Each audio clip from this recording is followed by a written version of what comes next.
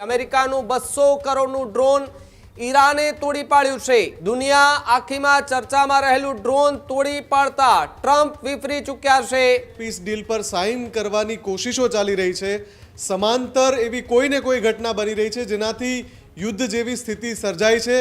ઈરાને દાવો કર્યો કે આ જે ડ્રોન છે હુમલા માટે આવ્યું હતું અને એટલે જ MQ-1 ડ્રોનને ઈરાને તોડી પાડ્યું અને એક જ ડ્રોનની કિંમત 200 કરોડ રૂપિયા છે। એટલે ઈરાનના જે બે ટાપુ છે એના ઉપર અમેરિકન ફાઇટર જેટ્સે બોમ્બ વરસાવ્યા છે અને એના કારણે ફરી એકવાર મિડલ ઇસ્ટમાં ભીષણ યુદ્ધ જેવી સ્થિતિ છે।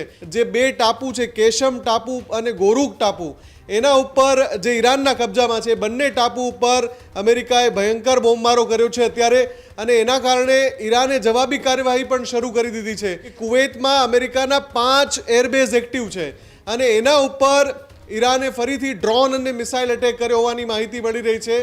ઈરાને ફરી એકવાર એ જ નીતિ અપનાવી છે જે આની પહેલા અપનાવી હતી, સૌથી નજીકના ટાર્ગેટ પર હુમલો કરવાનો। આખો વિડીયો જોતા પહેલા હજુ પણ અમારી ચેનલને સબસ્ક્રાઇબ નથી કરી તો યુટ્યુબ પર સબસ્ક્રાઇબ કરો અને ફેસબુક અને ઇન્સ્ટાગ્રામ પર ફોલો કરો।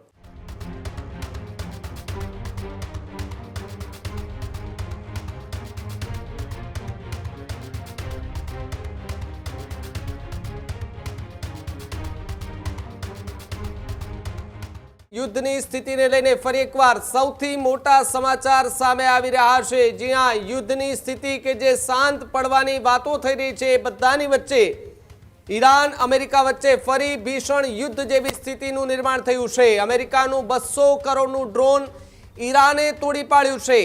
દુનિયા આખીમાં ચર્ચામાં રહેલું ડ્રોન તોડી પાડતા ટ્રમ્પ વિફરી ચૂક્યા છે। અમેરિકાએ ઈરાનના બે ટાપુ પર બોમ્બ વરસાવ્યા હોવાની વાત છે, જ્યારે ઈરાનના ગોરુક અને કેશમ ટાપુ પર બોમ્બ મારો કરવામાં આવ્યો છે।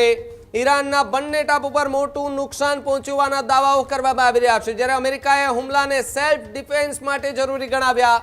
ઈરાને પણ જવાબ કુવૈતના એરબેઝ તરફ મિસાઇલો છોડવાની શરૂઆત કરી દીધી છે। યુદ્ધની શાંત થવાની વાતો થઈ રહી હતી અત્યાર સુધી। મિડલ ઇસ્ટની અંદર જે યુદ્ધની સ્થિતિ છે, સમાધાનની વાત હતી, સીઝફાયરની વાત હતી, પરંતુ ફરી એકવાર દ્રશ્યો જે છે તે ભયાનક જોવા મળી રહ્યા છે। ઈરાનના હુમલા બાદ સમગ્ર કુવૈત શહેરમાં એર સાયરન જે છે તે વાગવા લાગ્યા છે। આજથી 2-2.5 મહિના પહેલા જેવી સ્થિતિ હતી એવી સ્થિતિનું નિર્માણ ફરી એકવાર થતું જોવા મળી રહ્યું છે। મિડલ ઇસ્ટમાં ફરી એકવાર ભીષણ યુદ્ધ જેવા દ્રશ્યો જોવા મળી રહ્યા છે। એવો જ માહોલ જે છે તે જોવા મળતો હાલ જોવા મળી રહ્યો છે, દ્રશ્યો સામે આવી રહ્યા છે। મુફદ્દલ મારી સાથે જોડાયા છે। મુફદ્દલ, સીઝ ફાયરની ચર્ચાઓ થઈ રહી હતી, એકબીજાના દેશોને હળીમળીને રહેવાની વાતો થઈ રહી હતી, એ બધાની વચ્ચે 3 થી 3.5 મહિના પહેલાના જે દ્રશ્યો આવી રહ્યા હતા સામે, સાયરનો વાગે, મિસાઇલો છૂટે, ડ્રોન છૂટે, આ બધા દ્રશ્યો ફરી એકવાર શરૂ થઈ ચૂક્યા છે। બિલકુલ, એક તરફ લગાતાર પ્રયાસો ચાલી રહ્યા છે કે ઈરાન અને અમેરિકા વચ્ચે એક પીસ ડીલ પર સાઇન થઈ જાય, પણ જ્યાં એ પીસ ડીલ પર સાઇન કરવાની કોશિશો ચાલી રહી છે, સમાંતર એવી કોઈને કોઈ ઘટના બની રહી છે જેનાથી યુદ્ધ જેવી સ્થિતિ સર્જાઈ છે।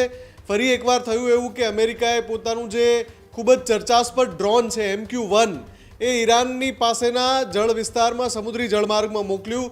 ઈરાને દાવો કર્યો કે આ જે ડ્રોન છે એ હુમલા માટે આવ્યું હતું અને એટલે જ MQ-1 ડ્રોનને ઈરાને તોડી પાડ્યું। એ ડ્રોનને કે જેને અત્યાર સુધી અમેરિકા વિશ્વનું સૌથી એડવાન્સ ડ્રોન ગણાવતું હતું અને એક જ ડ્રોનની કિંમત 200 કરોડ રૂપિયા છે।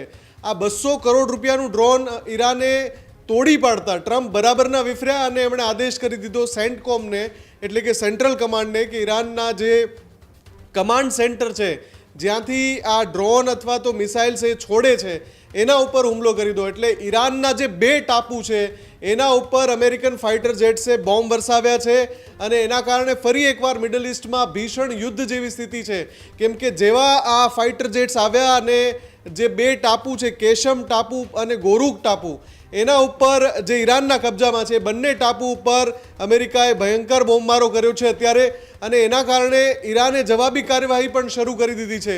ફરી એકવાર કુવૈત ઉપર ઈરાને હુમલો કર્યો છે અને કુવૈત પર એટલા માટે કર્યો છે કે કુવૈતમાં અમેરિકાના 5 એરબેઝ એક્ટિવ છે અને એના ઉપર ઈરાને ફરીથી ડ્રોન અને મિસાઇલ એટેક કર્યો હોવાની માહિતી મળી રહી છે। ફરી એકવાર કુવૈતમાં એર સાયરન વાગી રહ્યા છે. કુવૈતની જે એર ડિફેન્સ સિસ્ટમ છે એને એક્ટિવેટ કરવામાં આવી છે. એટલે કે ત્યાં પણ કુવૈતમાં પણ એટલે મિડલ ઇસ્ટમાં પણ ફરી એકવાર યુદ્ધ જેવી સ્થિતિ છે. ઈરાને ફરી એકવાર એ જ નીતિ અપનાવી છે જે આની પહેલાં અપનાવી હતી, સૌથી નજીકના ટાર્ગેટ પર હુમલો કરવાનો. એટલે કે મિડલ ઇસ્ટના જે દેશોમાં અમેરિકાના એરબેઝ હજુ પણ સક્રિય છે, કુવૈત પર હુમલો એટલા માટે કે કુવૈતના 5 અલગ અલગ અમેરિકન એરબેઝ પર અમેરિકાના 13,000 જેટલા જવાનો તૈનાત છે. એટલે ત્યાં ઈરાને વળતો જવાબી હુમલો કરી દીધો છે. હવે એ હુમલા બાદ ફરી પાછી કોઈ અમેરિકન એક્ટિવિટી થાય છે તો આ યુદ્ધની સ્થિતિ વધારે ભીષણ બની જશે. અત્યારે જ જે સ્થિતિ છે એ ચિંતાજનક છે અને જે શાંતિના પ્રયાસો છે એના ઉપર ઠંડુ પાણી રેડાય એ પ્રકારની સ્થિતિ અત્યારે જોવા મળી રહી છે. અત્યારે જ ન્યૂઝરૂમ ગુજરાતની યુટ્યુબ ચેનલને સબસ્ક્રાઇબ કરો અને ઇન્સ્ટાગ્રામ અને ફેસબુક પર ફોલો કરો. અપડેટ રહો, સત્યની સાથે રહો.